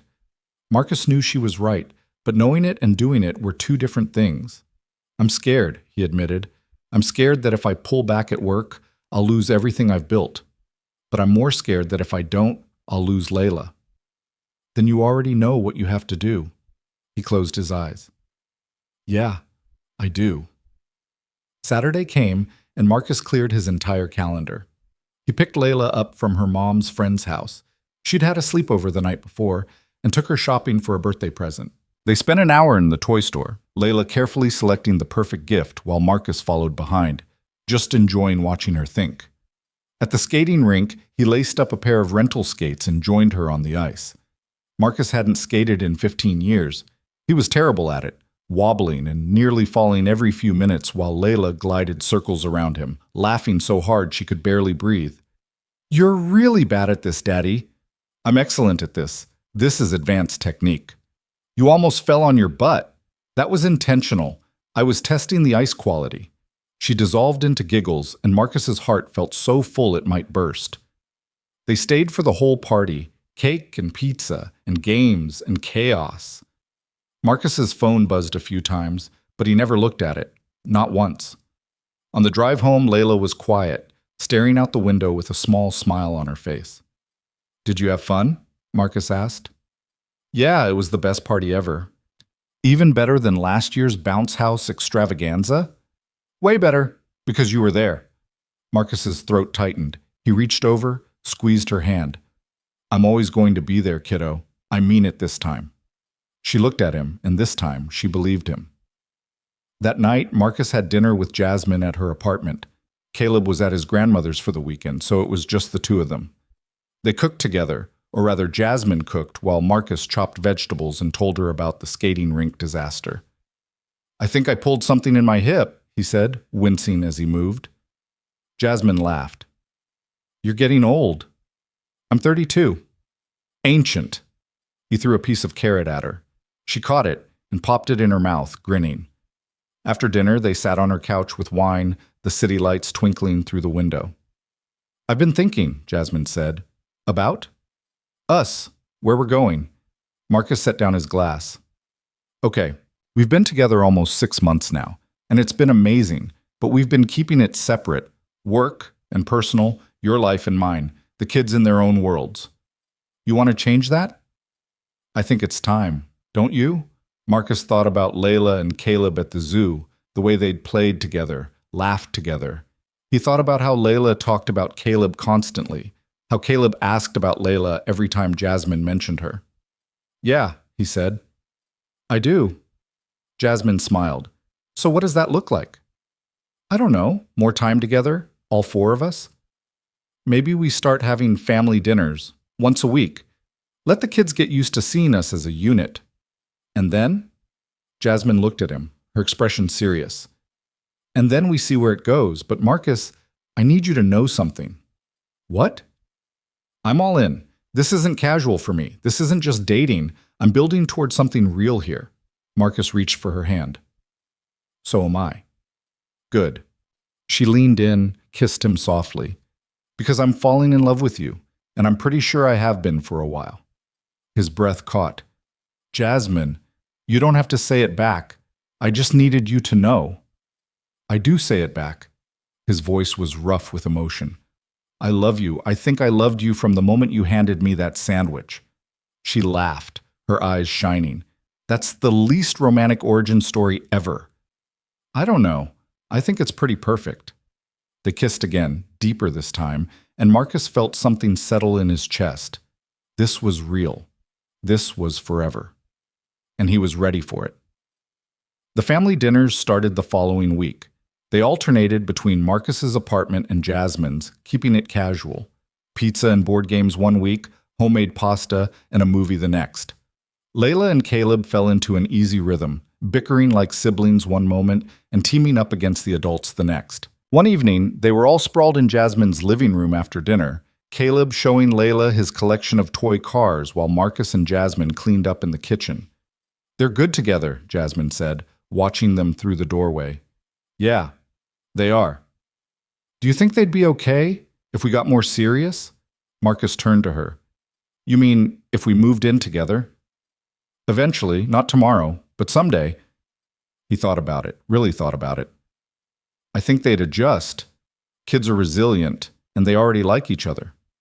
But I want to make sure we do it right. Take our time. Let them have a say in how it happens." Jasmine nodded. "Agreed." They stood side by side at the sink, washing dishes in comfortable silence. And Marcus realized this was what he wanted. Not just the big moments, the promotions, the victories, the milestones, but this, the quiet, ordinary moments that made up a life. At work, Marcus faced a new challenge. Richard Voss called him into his office on a Tuesday morning with an opportunity that felt too big to be real. "We're expanding into international markets," Voss said. "Europe first, then Asia, and I want you to lead the engineering division for the entire global operation." Marcus stared at him. "Global?" "You'd be overseeing teams in London, Berlin, Tokyo, and eventually more. It's a massive undertaking, but if anyone can handle it, it's you." "What's the catch?" Voss smiled. "Smart man. The catch is travel. A lot of it. At least 2 weeks out of every month for the first year, maybe more." Marcus's stomach dropped. 2 weeks a month. Away from Lila. Away from Jasmine. "I know it's a big ask," Voss continued, "but the compensation is significant, and it's a chance to build something that'll define your career. Can I think about it?" "Of course, but I need an answer by Friday. We're moving fast on this." Marcus walked out of the office in a daze. This was everything he'd worked for, a global role, the kind of position people spent their entire careers trying to reach. But it would cost him everything else. That night, he talked to Jasmine. They sat in his apartment after the kids were asleep, Layla in her room, Caleb on the couch because he'd begged to have a sleepover. Marcus told her about the offer, the travel, the opportunity. Jasmine listened without interrupting. When he finished, she was quiet for a long time. "What do you want to do?" she asked finally. "I don't know. Part of me wants to say yes. It's an incredible opportunity. But I'd be gone all the time. I'd miss Layla's school events, her bedtimes, her life. And I'd miss you. Us." Jasmine took his hand. "Marcus, I can't make this decision for you, but I will tell you this. Whatever you choose, I'll support you. If you take the job, we'll figure out the distance. If you don't, I'll respect that too. What if I choose wrong?" "There is no wrong choice. There's just the choice that feels right for you." Marcus leaned back, staring at the ceiling. He thought about the last year, about how far he'd come, about the life he'd built with Layla, the relationship he was building with Jasmine. He thought about being 8 years old again, watching his father work himself into exhaustion at the auto shop, barely seeing him except on Sundays. He thought about his wife's face in the hospital, asking him where he'd been, why work had mattered more than being there. And he thought about Layla, waiting up for him on that couch, wondering if he still loved her. "I can't do it," he said quietly. Jasmine squeezed his hand. "You're sure?" "Yeah, I worked too hard to get here, to this version of my life where I'm actually present. I'm not throwing that away for a title." Voss won't be happy. Maybe not, but I will be. The next morning, Marcus turned down the global role. Voss was disappointed but professional. "I understand. For what it's worth, I respect your choice. Not many people have the guts to walk away from something like this." "It's not about guts. It's about priorities." Voss nodded. "Well, you're still VP of engineering here, and that's not nothing." "I know, and I'm grateful." As Marcus left the office, he felt lighter than he had in days. He'd chosen his life, his daughter, his relationship. And for the first time, he didn't regret it, but the decision had consequences he hadn't anticipated. 2 weeks later, Voss brought in someone else for the global role, a man named Derek Chen, sharp and ambitious, who immediately began reorganizing the engineering department. Derek was good at his job, maybe too good. He started questioning Marcus's decisions, pushing back on project timelines, suggesting changes to team structures. At first, Marcus tried to work with him, but it became clear that Derek saw Marcus as competition, not a colleague. In meetings, Derek would undercut Marcus's suggestions. He'd go to Voss directly instead of going through Marcus first. He'd take credit for ideas that came from Marcus's team. It was subtle, professional, but it was there. One afternoon, after a particularly tense meeting where Derek had dismissed Marcus's entire strategy for a new project, Jasmine found Marcus in his office, jaw tight, fists clenched. "He's trying to push me out," Marcus said. "I know. What do I do?" "You do your job. You let your work speak for itself, and you don't stoop to his level." "What if that's not enough?" Jasmine sat on the edge of his desk. "Then we'll deal with it. But Marcus, you didn't turn down that global role so you could spend your energy fighting office politics. Don't let him take that from you." She was right, but it didn't make it easier. Over the next month, the tension escalated. Derek pushed for budget cuts on Marcus's projects. He reassigned key team members without consulting Marcus. He even suggested to Voss that the VP of Engineering role should report to the global division, meaning Marcus would report to Derek. Voss shut that down. But the message was clear. Derek was making a power play, and Marcus had to decide whether to fight back or rise above it. He chose to rise above it. He focused on his team, on delivering results, on proving through action that he deserved his role. But it was exhausting, and it took a toll. He started coming home irritable, snapping at Layla over small things, withdrawing into himself.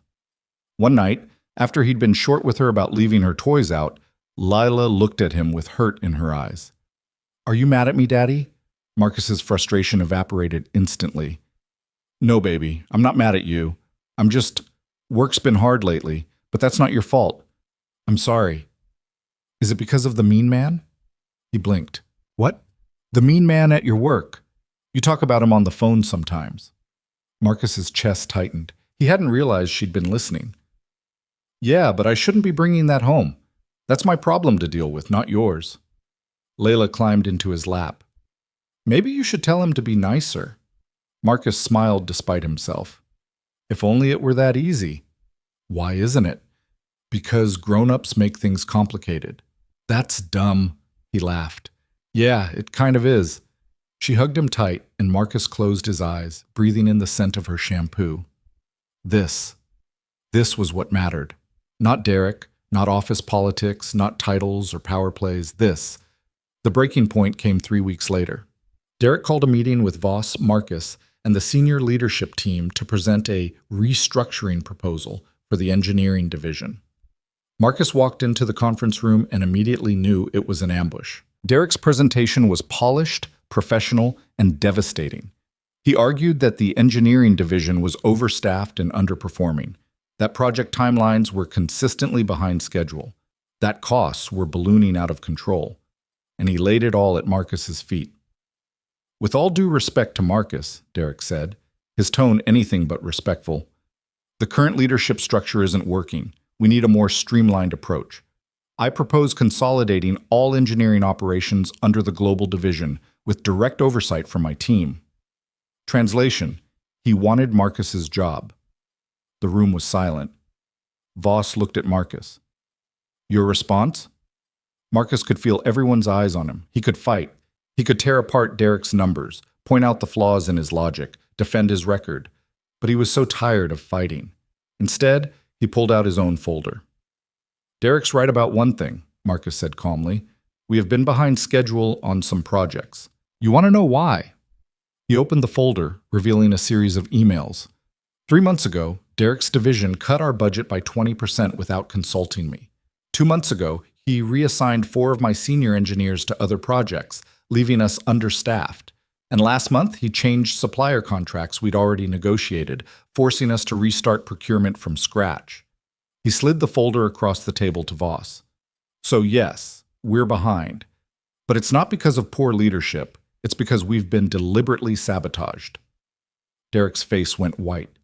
Voss read through the emails, his expression darkening. "Is this true?" he asked Derek. "I was making strategic decisions for the good of the company. Without consulting the VP of Engineering, the man those decisions directly impacted?" Derek fumbled for an answer, found none, Voss closed the folder, his jaw tight. We'll discuss this later, Derek. Everyone else, dismissed. Marcus walked out of the conference room, his hands shaking. He'd done it. He'd stood up for himself without losing his temper, without playing dirty. And it had worked. Jasmine caught up with him in the hallway. That was incredible, she said. Marcus leaned against the wall, exhaling. I can't believe I just did that. I can. You're stronger than you think. He looked at her, and the weight of the last few months crashed over him. I'm so tired, Jasmine. I'm tired of proving myself, tired of fighting for respect, tired of all of it. She pulled him into her arms. I know, but you're almost through it. Just hold on a little longer. Derek was reassigned the following week. Voss moved him to a regional role in the West Coast Division. Technically a lateral move, but everyone knew it was a demotion. Marcus's position was secure. His team rallied around him. And the engineering division thrived, but the victory felt hollow. Because Marcus realized something important. He didn't want to keep climbing, didn't want more power, more responsibility, more battles to fight. He wanted something simpler. He wanted a life where work was just work, where he could contribute meaningfully without sacrificing everything else, where he could be a father first and an engineer second. So he made another decision. 1 month later, Marcus walked into Voss's office and resigned as VP of Engineering. Voss stared at him in shock. You're quitting? Not quitting, stepping down. I want to go back to being a senior engineer. No management responsibilities, no politics, just solving problems and building things. Marcus, you've earned this position. You fought for it. I know, and I'm grateful. But it's not what I want anymore. Voss leaned back, studying him. What do you want? Marcus thought about it. I want to leave at 5 every day. I want to help my daughter with her homework without checking my phone. I want to have dinner with the woman I love without worrying about tomorrow's crisis. He smiled. I want a life, not just a career. Voss was quiet for a long moment. Then he nodded. All right, if that's what you want, I'll make it happen. But Marcus? Yeah? You're one of the best engineers I've ever worked with. Don't forget that. I won't. Marcus walked out of the office, feeling like he'd shed a weight he didn't know he'd been carrying. That night, he told Jasmine. They were sitting on her couch, her head resting on his shoulder. You stepped down? She asked. Yeah. How do you feel? Relieved, terrified, free? She lifted her head, looked at him.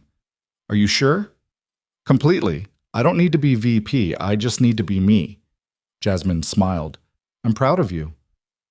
For giving up? For choosing yourself. For choosing us.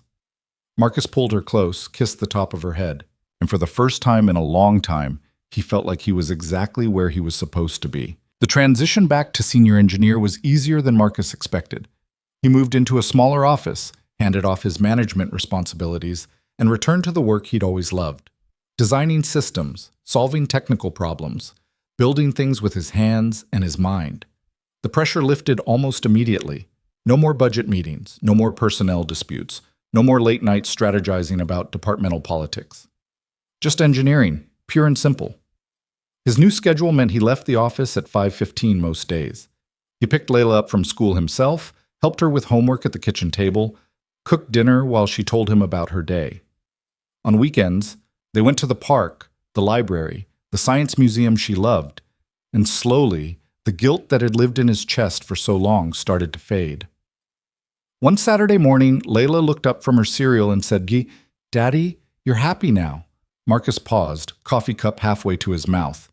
Yeah? Yeah, you smile more, and you don't check your phone all the time. He set down the cup, pulled her into a hug. You're right. I am happy. You know why? Why? Because I get to spend time with you. That's all I ever wanted. She hugged him back, her small arms tight around his neck. Me too. That afternoon, Marcus called Jasmine. What are you and Caleb doing tonight? He asked. Nothing planned. Why? Come over for dinner, all of us. I want to talk to you about something. There was a pause on the other end. That sounds serious. It is, but good serious. Okay, we'll be there at 6. Marcus spent the rest of the afternoon cooking, lasagna, Jasmine's favorite. Layla helped him set the table, folding napkins into elaborate shapes she'd learned on YouTube. When Jasmine and Caleb arrived, the apartment smelled like garlic and tomatoes and home. They ate together, all four of them squeezed around Marcus's small dining table. Caleb and Layla argued about whether dinosaurs or space was cooler. Jasmine told a story about a disastrous presentation at work that had everyone laughing. After dinner, Marcus suggested the kids watch a movie in the living room while he and Jasmine cleaned up. Once they were alone in the kitchen, Jasmine turned to him. "So what did you want to talk about?" Marcus dried his hands on a towel, suddenly nervous. "I've been thinking about the future. About us." "Okay." "We've been doing this for almost a year now. The family dinners, the sleepovers, all of it. And it's been great. But I think it's time we stopped pretending we're just dating." Jasmine's eyes widened slightly. "What are you saying?" "I'm saying I want us to be a family. A real one. I want to wake up next to you every morning. I want our kids to grow up together under the same roof. I want to build a life with you, not just around you." Her hand went to her mouth. "Marcus, I'm not asking you to marry me. Not yet. I know that's a huge step and we need to make sure the kids are ready, but I'm asking you to move in with me. Or I'll move in with you, or we find a new place together. I don't care about the logistics. I just care about being with you." Jasmine's eyes filled with tears. "You're serious?" "Completely," she laughed, wiping her eyes. "I can't believe you're doing this while we're standing in your kitchen with dirty dishes everywhere. Would you prefer I rented a billboard?" "No." She crossed to him, took his hands. "This is perfect. And yes, my answer is yes." Marcus pulled her into his arms, kissed her like they had all the time in the world. From the living room, they heard Caleb shout, "Ew, they're kissing again." Layla giggled. "Gross!" Marcus and Jasmine pulled apart, both of them grinning. "I guess we should tell them," Jasmine said. "Yeah, let's tell them." They walked into the living room hand in hand. The kids looked up from the TV, curious. "We have some news," Marcus said. Caleb paused the movie. "What kind of news?" "Jasmine and I have been talking, and we think it's time we all live together, as a family." Layla's eyes went wide. "You mean like all the time, in the same house?" "Yeah." "What do you think about that?" Layla looked at Caleb. Caleb looked at Layla. Then they both broke into huge smiles. "Can I have my own room?" Caleb asked. "Can we get bunk beds?" Layla asked at the same time. Marcus laughed. "We'll figure all that out. But is that a yes? You're both okay with this?" "Yeah," they said in unison. Jasmine squeezed Marcus's hand, tears streaming down her face now. This was happening. They were really doing this. Finding a place took 3 months. They looked at apartments, townhouses, small homes in the suburbs. Nothing felt quite right until their realtor showed them a house in Rogers Park, a 3-bedroom with a big backyard, close to good schools, and enough space for all of them to spread out. The moment they walked through the door, Marcus knew. This was it. The kids ran through the rooms, already claiming spaces. Layla wanted the room with the window seat. Caleb wanted the one next to it so they could hang out. Jasmine stood in the kitchen, looking out at the backyard. "We could put a swing set back there," she said. Marcus came up behind her, wrapped his arms around her waist. "And a vegetable garden." "You want to grow vegetables?" "I want to try. Layla's been asking about where food comes from. Might be good for her to learn." Jasmine leaned back against him. "I can't believe this is our life now." "Do you like it?" "I love it." She turned in his arms. "I love you. I love you too." They moved in 2 weeks later. The process was chaotic. Boxes everywhere, furniture that didn't quite fit. The kids constantly underfoot asking where things should go. But there was joy in the chaos, a sense of rightness. The first night in the new house, they ordered pizza and ate it sitting on the floor because they hadn't unpacked the dining table yet. Afterward, they all went out to the backyard, spread out a blanket, and looked up at the stars. Layla pointed out constellations she'd learned about in school. Caleb made up his own, connecting random stars into shapes that looked nothing like anything. Marcus and Jasmine lay side by side, their hands intertwined. "This is perfect," Jasmine whispered. "Yeah," Marcus agreed. "It really is." Life settled into a new rhythm. Marcus and Jasmine split morning duties. One would get Caleb ready while the other handled Layla. They carpooled to work, spent lunch breaks together when they could, came home at reasonable hours to cook dinner as a family. The kids adjusted faster than either of them expected. There were arguments, of course, fights over the TV remote, whose turn it was to pick the movie, who got to sit in the front seat. But there was also laughter, inside jokes, a bond forming that felt stronger every day. One evening, about 2 months after the move, Marcus overheard Layla and Caleb talking in Caleb's room. "Do you think they're going to get married?" Caleb asked. "Probably," Layla said. "They act like married people already." "Would that make you my sister?" "I guess. Would that be weird?" "Nah, you're not that annoying for a girl." "You're not that annoying either for a boy." Marcus smiled, backing away before they noticed him. They were going to be okay. All of them. At work, Marcus thrived in his new role. Without the weight of management, he poured his energy into innovation. He led the development of a next-generation battery system that cut charging time in half. He mentored junior engineers, sharing the knowledge he'd accumulated over the years. He collaborated with Jasmine's team on strategic partnerships that brought in new clients. One afternoon, Richard Voss stopped by his office. "Got a minute?" Voss asked. "Sure, what's up?" Voss sat down, looking almost sheepish. "I wanted to apologize." Marcus raised an eyebrow. "For what?" "For pushing you so hard. For putting you in positions that weren't right for you just because I thought you could handle it. I should have listened when you said you needed boundaries." "You didn't know." "I should have. You told me. I just didn't want to hear it." Voss paused. "But watching you now, seeing how good you are when you're actually doing the work you love instead of managing people who do it, I get it. Sometimes the best way to lead is to step back." Marcus smiled. "Took me a while to learn that too." "Well, for what it's worth, you made the right choice. And this company is better for having you here, in whatever capacity you choose." "Thanks, Richard. That means a lot." After Voss left, Marcus sat back in his chair, staring at the framed photo on his desk. It was from their first week in the new house, all 4 of them in the backyard, covered in dirt from planting the garden, grinning at the camera. He'd made a lot of choices over the last year. Some had been terrifying. Some had felt like failures at the time, but they'd all led him here. And here was exactly where he wanted to be. 6 months after moving in together, Marcus started planning.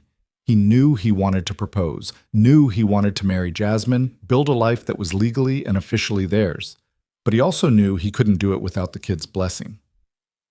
So one Saturday, while Jasmine was at a conference, Marcus took Layla and Caleb out for ice cream. They sat at a picnic table outside the shop, the late afternoon sun warm on their faces. "I want to talk to you guys about something important," Marcus said. Caleb looked up from his chocolate cone. "Are we in trouble?" "No, nothing like that." Marcus took a breath. "I want to ask Jasmine to marry me, but before I do, I need to know if you're both okay with that." Layla's eyes went wide. "You're going to propose?" "If you're okay with it, because this isn't just about me and Jasmine. It's about all of us. If we get married, that makes us a permanent family, legally, officially, and I don't want to do that unless you're both ready." Caleb frowned. "Would you be my dad?" Marcus chose his words carefully. "I'd be your stepdad. You already have a dad, and nothing changes that. But I'd be here, every day, taking care of you, supporting you, loving you like you're my own." "What about me?" Layla asked quietly. "Would Jasmine be my mom?" "She'd be your stepmom. Same thing. You have a mom, and Jasmine isn't trying to replace her. But she loves you. We both love both of you." The kids were quiet, processing. Then Layla smiled. "I think you should do it." "Yeah?" Marcus asked. "Yeah. Jasmine makes you happy, and she's nice to me. I think it would be good." Marcus looked at Caleb. "What about you, buddy?" Caleb thought for a long moment, his face serious. Then he nodded. "Okay. But only if I get to help pick out the ring." Marcus laughed, relief flooding through him. "Deal." They spent the next week ring shopping. Caleb had strong opinions about what Jasmine would like. Nothing too flashy, something elegant but practical. Layla insisted it had to sparkle. Finally, they found it. A simple platinum band with a single diamond, classic and beautiful. Marcus bought it on the spot.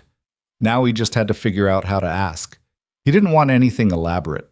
No public proposals, no grand gestures, just something that felt like them. So he decided to take her back to where it all started. On a cold Saturday morning in early December, Marcus told Jasmine he wanted to show her something. "It's a surprise," he said. "Trust me." She bundled up in her coat, suspicious but willing. "Where are we going?" "You'll see." He drove them to I-90, pulled onto the shoulder at the exact spot where his truck had stopped behind her car almost 2 years ago. Jasmine looked around, recognition dawning. "Marcus, is this—" "Yeah." He turned off the engine. "This is where we met, where you handed me a sandwich and changed my entire life." Her eyes filled with tears. "Why are we here?"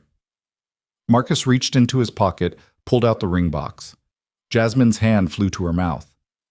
"I'm not good with words," Marcus said, "and I'm definitely not good at big romantic speeches. But I know this. Meeting you was the best thing that ever happened to me. Not because you helped me that day, but because you saw me. Really saw me. And you made me believe I could be more than I thought I was." He opened the box. "I love you, Jasmine. I love the life we've built. I love our kids. I love waking up next to you and going to sleep beside you and everything in between, and I want to keep doing that for the rest of my life." Tears streamed down her face. "So will you marry me?"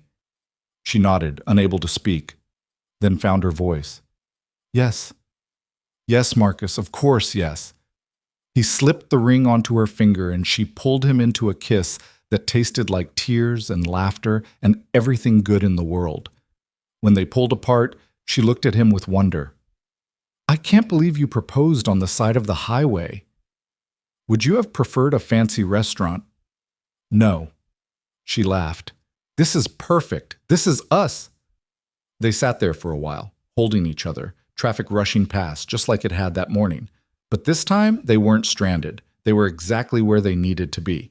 The wedding was small and perfect. They got married in the backyard of their house in Rogers Park on a sunny afternoon in May. Just close family and friends, the kids standing beside them as they exchanged vows. Layla wore a purple dress she'd picked out herself.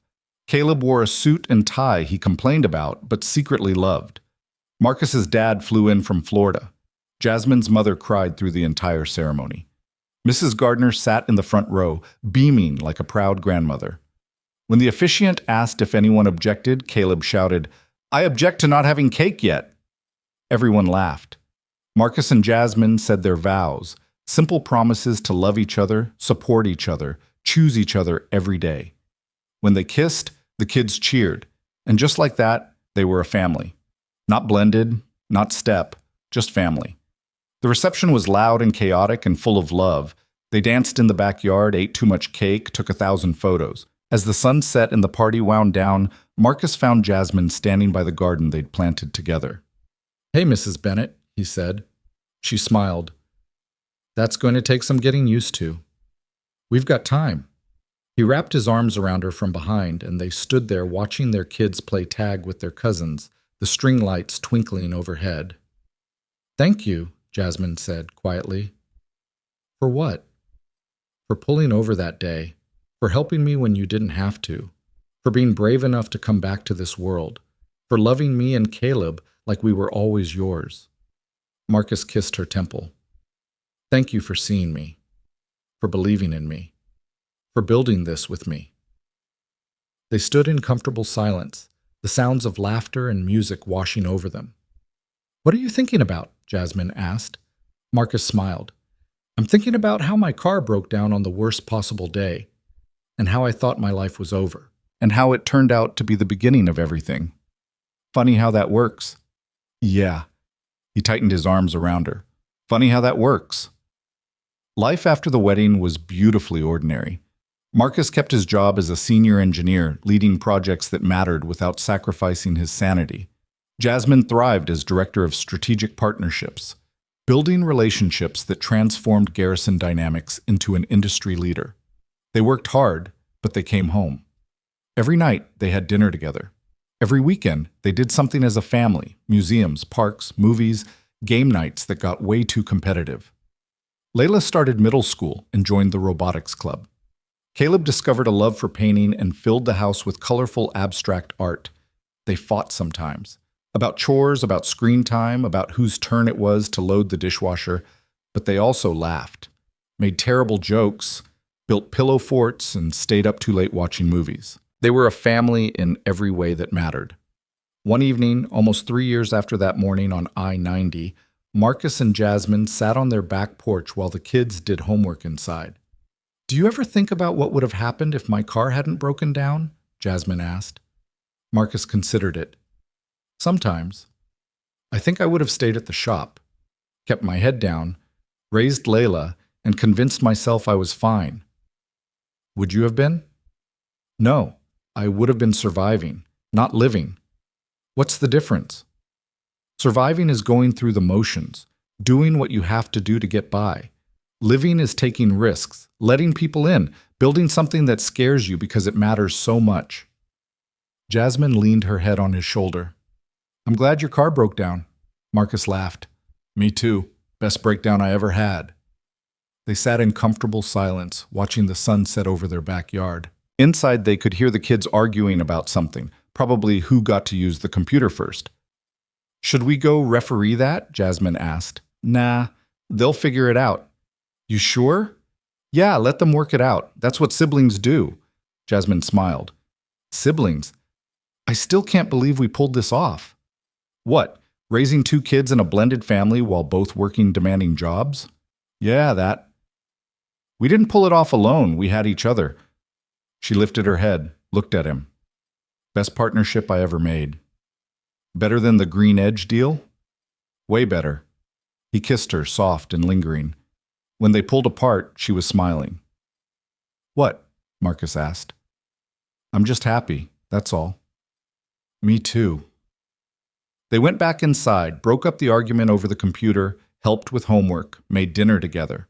Ordinary moments that added up to an extraordinary life. That night, after the kids were asleep, Marcus stood in the doorway of their bedroom, watching Jasmine get ready for bed.